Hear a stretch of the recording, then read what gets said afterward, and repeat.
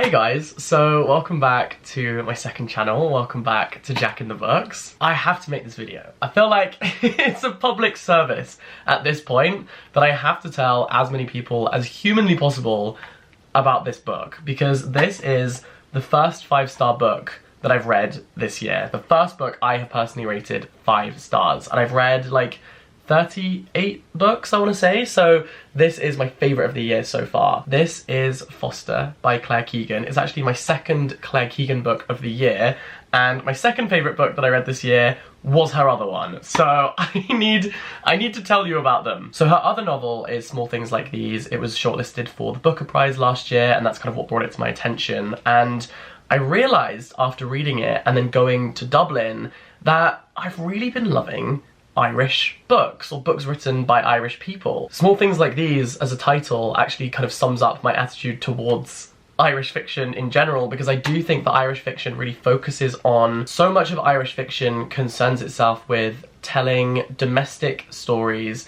that aren't grand. They're not about royalty, they're not about celebrities, award winners, they're about normal people. Accidental Sally Rooney pun in there as well for another bit of Irish fiction. And although ostensibly they seem to focus on small lives, small things, small occurrences, actually they are so huge and important and significant, and though they seem quiet, they are screaming. They're loud because of the way that they pack a punch. And so yeah, I've been really loving reading Irish books like Panenka, like I said, Small Things Like These, Hearts and Bones. And so when I was in Dublin, I picked up this book. This is Foster by Claire Keegan, and it is just sublime. It's like 83 pages or something like that. This gorgeous little story of this little girl who goes to live with distant relatives because her mum basically just keeps having babies and she's having another one. And so the girl who we're following is sent off to her relatives, basically just to be looked after while all this chaos is happening back home. And it's set over the summer. And I think those two settings, both of a temporary home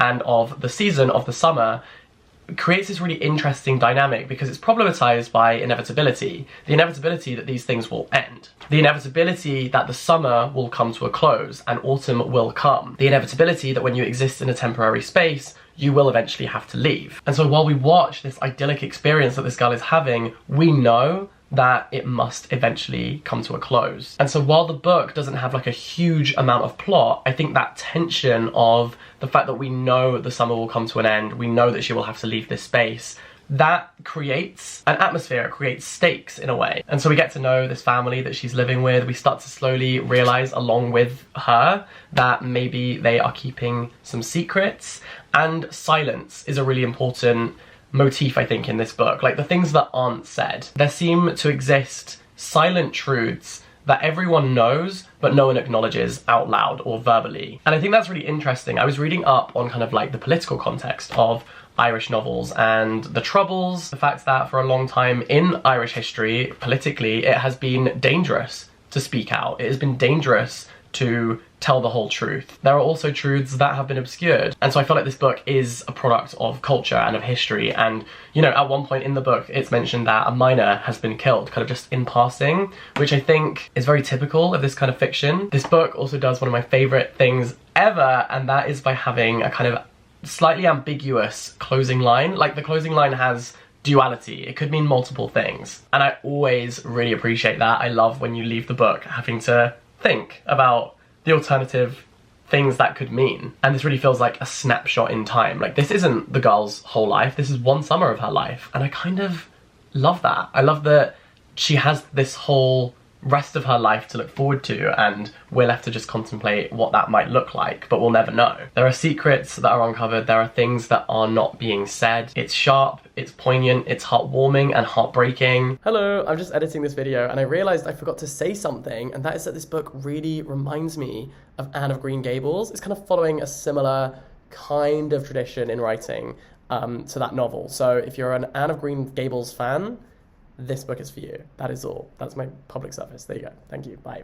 It's set amidst this gorgeous Irish landscape, and we see little glimpses of domestic life, things like just going and doing the shopping, sitting around and playing cards. It's really beautiful and elegant in its ordinariness. And I also think the pacing is great, and pacing for me I think makes or breaks a book, and this book nails it. Claire Keegan nailed it. So that is Foster. I hope that this video has inspired you potentially to read this book. I really love it, and like I said, this was my first 5-star book of the year. It gave me goosebumps, I got shivers, and whenever I get a really like visceral response to a book, I already know it's gonna be ranked super high on my list, and I just devoured this in one sitting. It was so wonderful and exquisite, and yeah, I recommend this very highly. So thanks for watching this video. I hope that you enjoyed it.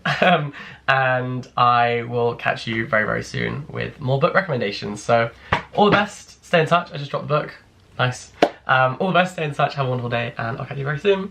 Bye-bye. Oh my gosh, I forgot to say, there's a film. They've made a film out of this book.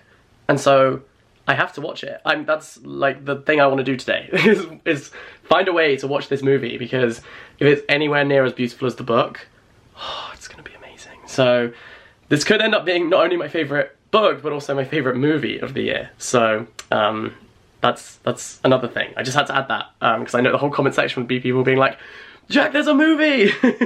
And I know, and I'm just as excited as you are.